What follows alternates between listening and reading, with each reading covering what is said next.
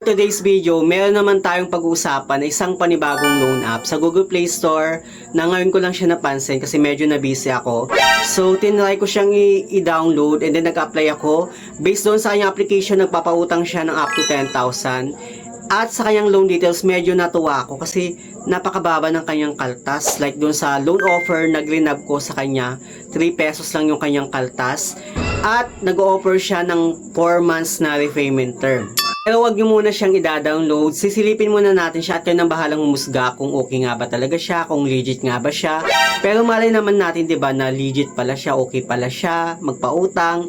Di go tayo, 'di ba? Lalo na sa mga repeat diyan na naghahanap ng mauutangan para sa panghanda ngayong Noche Buena sa Pasko, ngayong Pasko at sa bagong taon. Kaya naman kung interesado ka dito sa ating panibagong topic ngayon, keep on watching.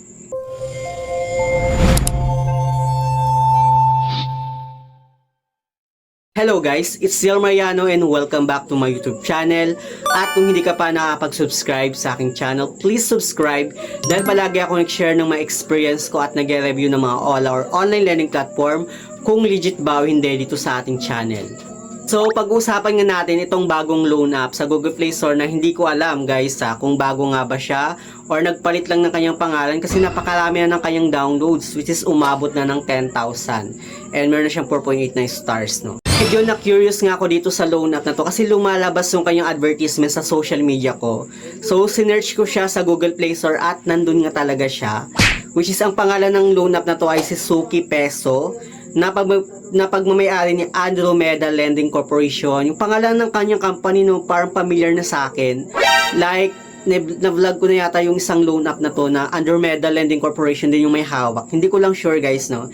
Anyway, dito meron na siyang 4.8 na stars, 2,000 na reviews, at 10,000 na downloads. Anyway, din-download ko nga itong loan app na to at pagka-open ko na kanyang application, dito meron siyang permission statement na kailangan nating basahin. At dito nga nag-iba yung kanyang pangalan ng kanyang company which is naging si Kidmatch Lending Incorporation na siya. So, hindi ko sure kung ano nga ba talaga yung totoo na pangalan ng kanyang company, ito ba or yung nandun sa Google Play Store. Anyway, dito nakalagay na rin yung kanilang email address, even yung kanilang telephone number at pati na rin yung address ng kanilang company dito sa Pinas. So, paano nga ba mag-apply sa kanya? Syempre, magpo-provide muna tayo ng cellphone number na gagamitin natin sa kanilang application at ilalagay lang din natin yung OTP or yung verification code na na-receive natin. At dito sa kanyang dashboard, makikita natin, no, na 10,000 nga yung maximum loan amount na pwede nating mahiram sa kanya. So, clinic ko lang yung apply now. So, mag-fill up lang tayo ng ating personal information. Katulad na ng province of residence, city of residence, residential address, postcode, educational level, marital status, number of children, tsaka yung ating living conditions. Sa kanyang work information naman, pipilapan natin yung ating profession. Sasagutin lang din natin yung tanong dito, no, how long have you been working here, and yung ating monthly salary or yung income natin.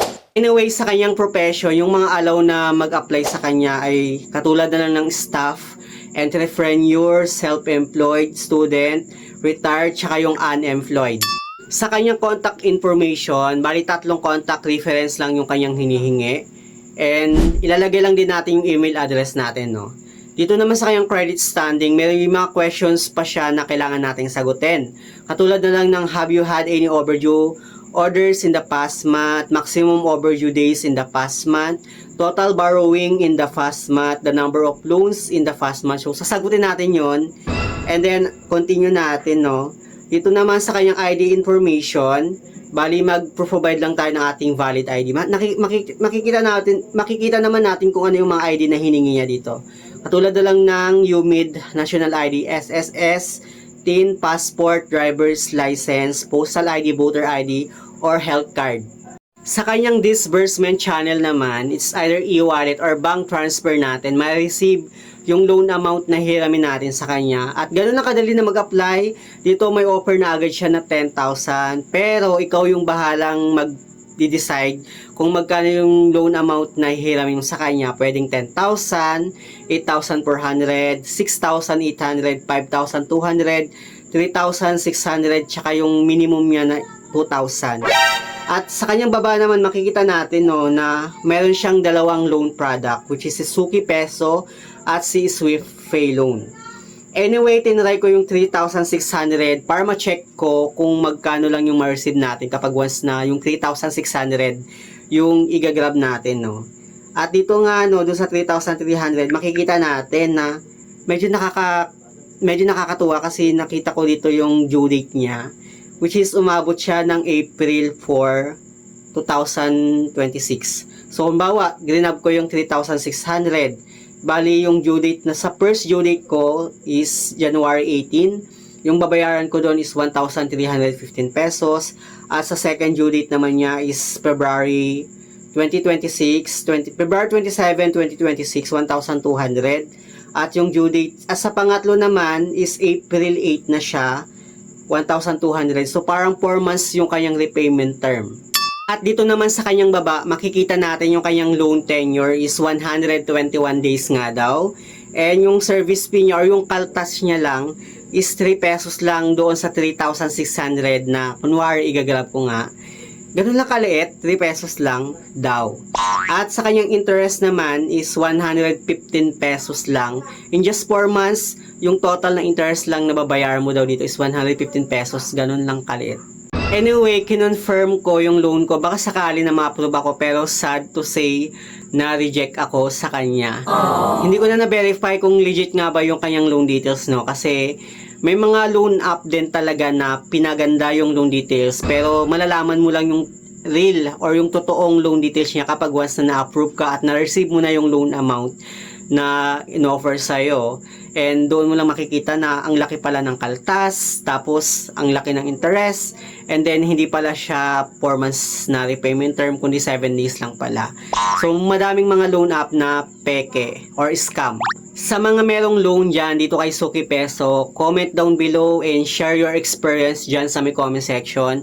Kung legit nga ba itong loan app na to, kung okay ba talaga yung loan details niya to, para maging aware din yung iba sa atin, no, na hindi na sila uutang sa ganitong klase ng loan app.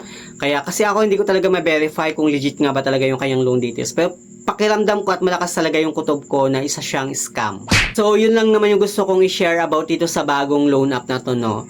And patuloy pa rin tayo mag-review ng mga OLA or online lending platform kung legit ba o hindi yung mga inuutangan natin, lalo't malapit na yung Pasko, ilang weeks na lang at bagong taon na rin.